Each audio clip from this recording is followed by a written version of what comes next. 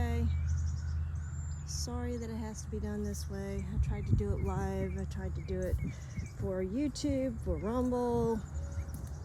I'm just testing out the different platforms to see what I can do. My device is not connected to a cellular service, which I need to change that. It's beat up old device.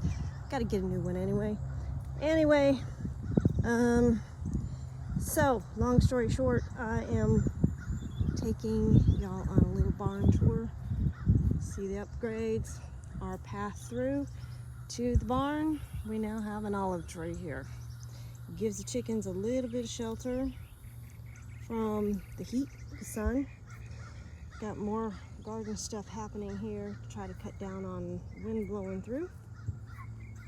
Oh, and looks like Pecker and Peeper are gonna come along. So yeah, we have the water things on timers. That helps out with the garden chores. And this area here is going to be a chicken run. So it'll be about maybe 14 foot wide, something like that. And then the length of the barn, or real close to it, so because we got to put downspouts, water catchment with gutters, and this barn is 30 foot long, so it'll be a decent run for the chickens on this side for morning shade. It gets afternoon sun, so I want to put a run on the other side. We're talking about possibly just making it a U around shape around the barn. Take it around this side and then go over the other way, and then have one of those automatic doors that open up for the chickens to let themselves out in the morning. We planted a baby oak tree to help with the shade on this side. It'll be a while before it gives any shade. These are little chestnut trees. It's a chestnut that is put out by Chestnut Hill. They're up in Gainesville, which is it's about an hour or so away. Anyway, we're right at the southern range. Don't know if they'll work or not. So inside here is the old coop, and we are still working on putting the chicken wire up across, so that way it's not as easy for the hawks and the aerial predators and any kind of raccoons and stuff to get through. So that's the project that's currently being worked on. We also put a piece of wood in here, just kind of angled it as a jerry rig thing, so that the hens, when they're in here on the nest, are not going to be overheating. And we have Daisy on the nest. Okay, well, when she's done, then I will turn the fans back on, since it's nice right now, and I will clean the chicken coop. Okay, so I brought in hay, just test, see how they would do with the hay. I'm not sure what I'm going to do with it, because the guy couldn't tell me whether it's been sprayed with anything or not, which leads me to be cautious about whether I use it as mulch in the garden or not.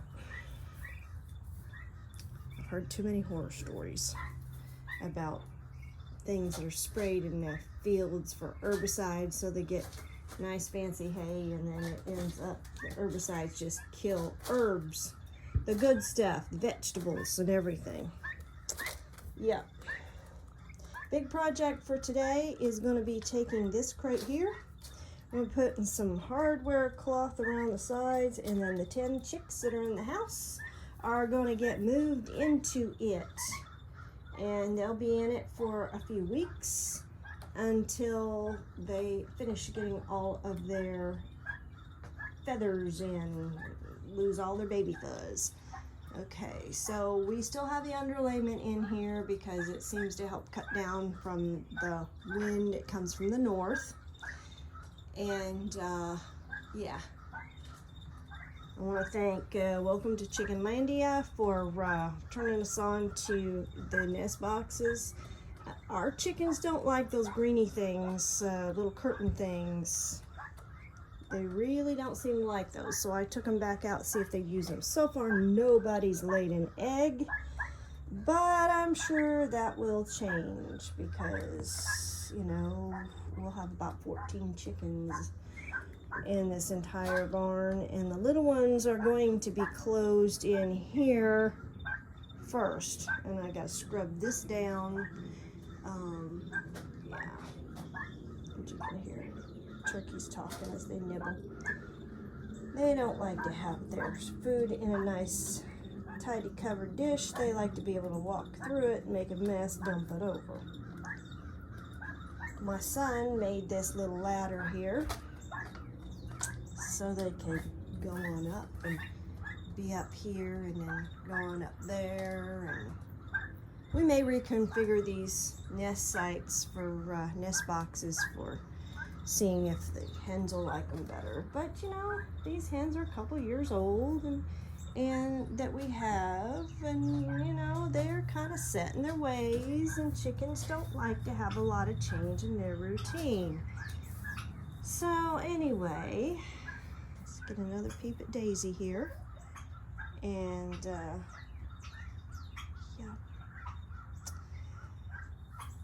and then we will just step outside and we'll patiently wait for her to be done. And pooper scoopers for cat litter are really good for cleaning up a chicken house. And yes, because I have such not great soil here, I take the chicken poop on a daily basis, and it has the shavings in it, and I come out here in the pasture, or I go over there in a garden area and I dig a hole about a foot and a half deep, and then I plant the poo in there, and then I just cover it back up and let it go. So that fertilizes the soil at least a little bit. Okay. Hi, Fluff. How are you doing this morning? Yeah? You waiting your turn for the nest site that you like best? Uh-huh. We should have named her Squeaker because she sounds like a squeaker toy when she goes running. When she's upset about something.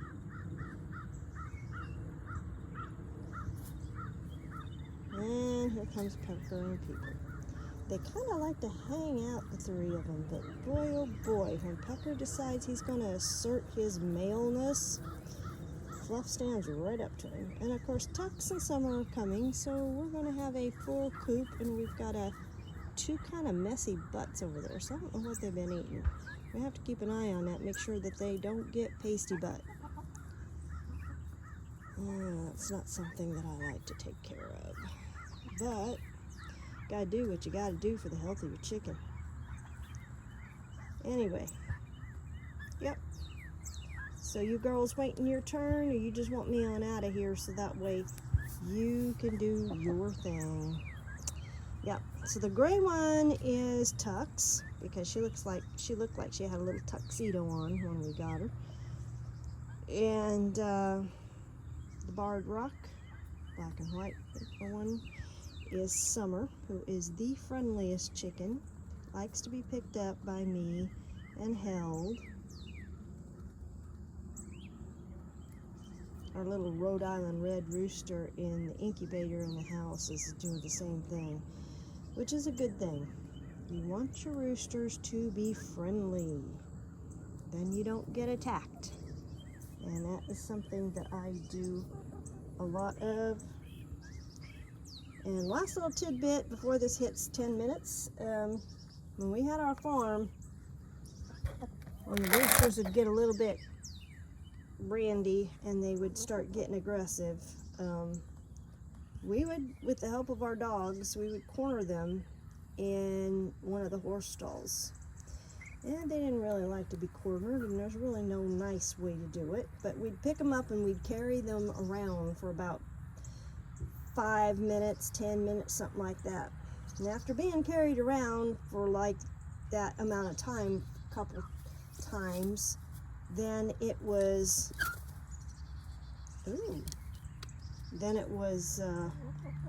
better behavior.